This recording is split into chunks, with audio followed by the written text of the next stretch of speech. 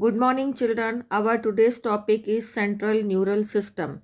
That means in this topic we are going to discuss the function and the structure of the brain. So first of all, what is your brain? That it is the central information processing organ of our body. It acts as a control and command system. Command and control system, that means it sends the messages, receives and sends the messages to the effector organs and controls the various body parts. So it controls the voluntary movements, it controls the balance of the body, functioning of the involuntary organs like lungs, heart and kidney.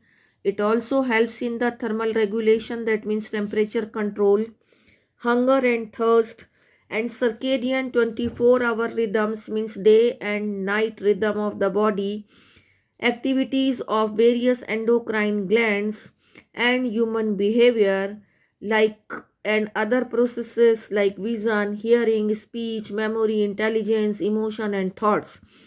All of these acts of the body are under the control of the brain. So these are the functions of the brain in the first paragraph. Now the second paragraph, where do the brain is located? The brain is very well protected by our skull, and it is covered by two membranes which are called as cranial meninges. Over this there are two membranes are there, and these membranes, cranial meninges, actually these are three only. So this outer membrane is called as dura mater, this one. Then this middle membrane is called as arachnoid membrane, this one. And then the lowermost or the membrane which is very close to the brain is pia mater, innermost membrane. So there are three cranial meninges are there. Outer layer is dura mater, then middle is arachnoid, and the innermost which is in contact with the brain tissue is pia mater. So this is the how the brain is protected, which is very soft part of the body. Now there are three parts of the brain are there, that is forebrain, midbrain and hindbrain. In this diagram you can see that this complete part is comprising the forebrain, and this one is the middle brain or midbrain, and this part is comprising the hindbrain. Now we are here coming to the forebrain. Forebrain is actually the main part of the forebrain is cerebrum, but other parts are thalamus and hypothalamus.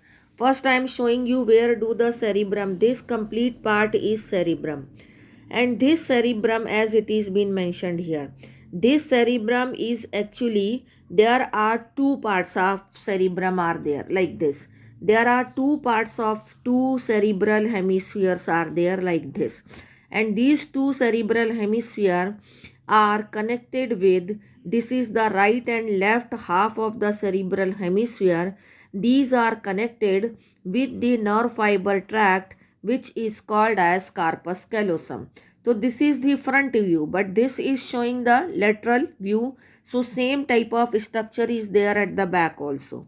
So you can see the main part of the brain is occupied by the cerebrum, and it has folds. It is highly folded to occupy the maximum number of neurons.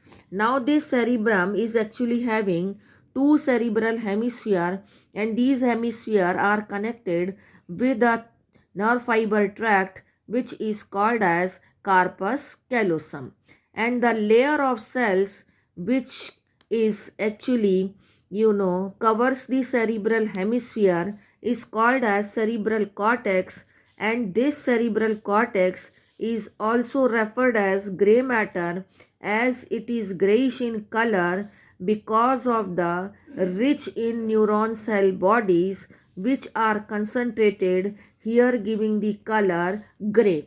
As we can diagrammatically represent the matter of the brain as cerebral cortex and cerebral medulla. So this cerebral cortex is the outer part of the brain which is called as gray matter, where the neuron cell bodies are highly concentrated so that it is gray in color. And the center of the brain is cerebral medulla which is opaque it is called as white matter because of the nerve fibers which are coated with the myelin sheath, which is giving it white appearance.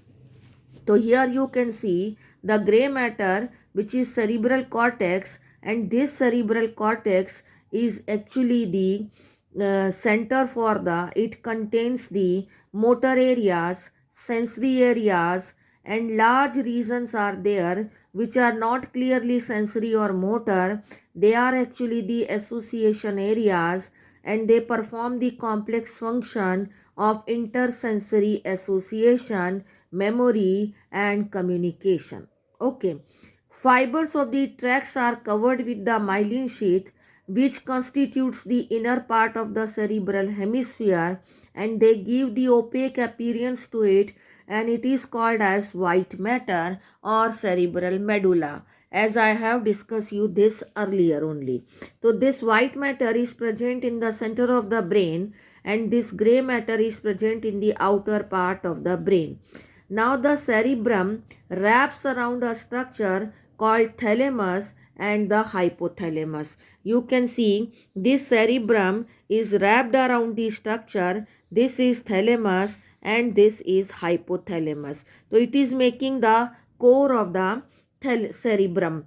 So this thalamus and hypothalamus, what is their structure? So thalamus, which is the major coordinating center for sensory and motor signaling. Sensory, that means which brings the stimulus from the sense organ to the central nervous system, and motor means which carries the messages from the brain to the effector organ. So these are the present here in the thalamus.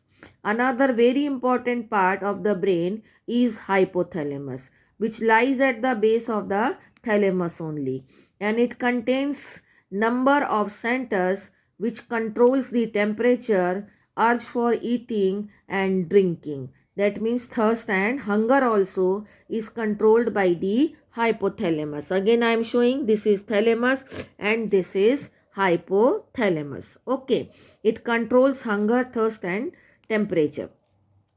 It also contains several group of neurosecretory cells, and these cells secretes the hypothalamic hormone. You are also aware of hypothalamus endocrine gland.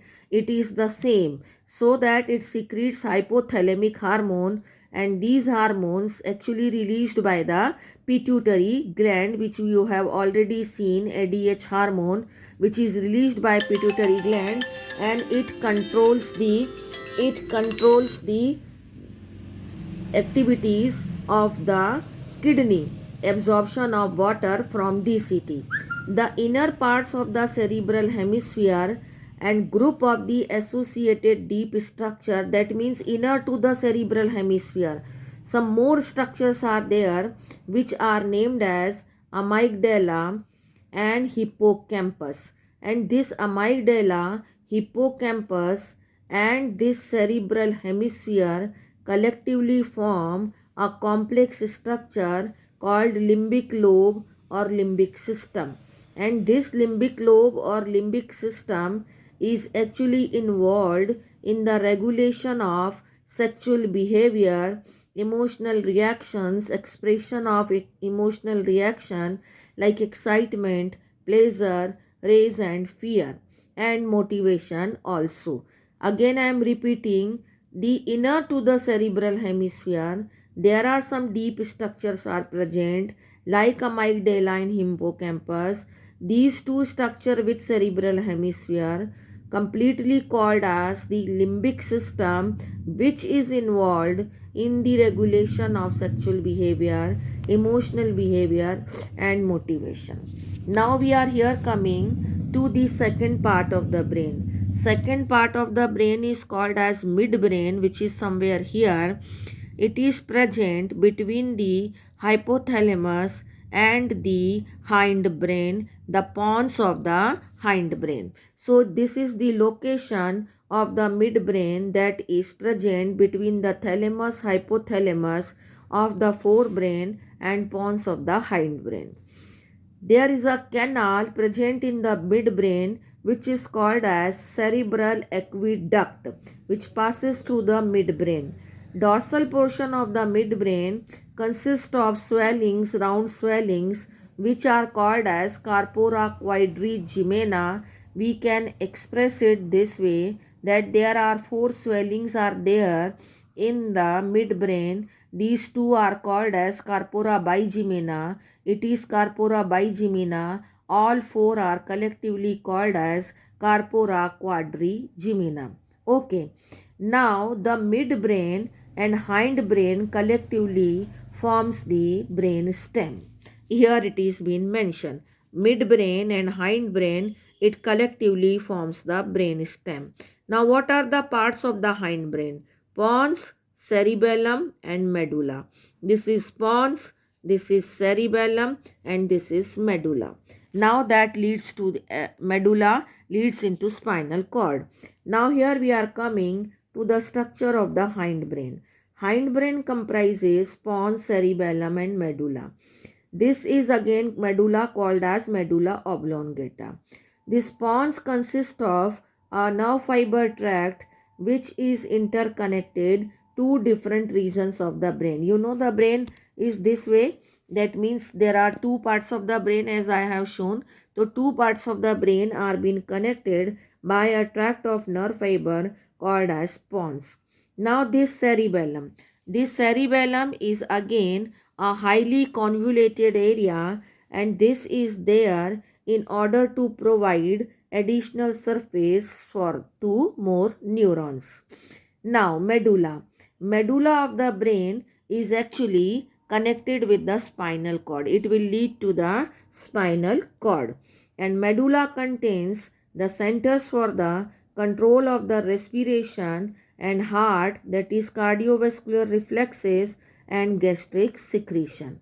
Okay, so this is the function of the medulla, and this is cerebellum, this is pons, this is thalamus, this is hypothalamus, this is midbrain, this is cerebrum, cerebral hemisphere, half of the cerebrum, and this is the tract of nerve fiber, corpus callosum, which is helping to join the 2 parts of the cerebrum. So this is all about the structure of the brain. Okay. After that, the reflex section is there, which we will be discussing in the next video. Thank you.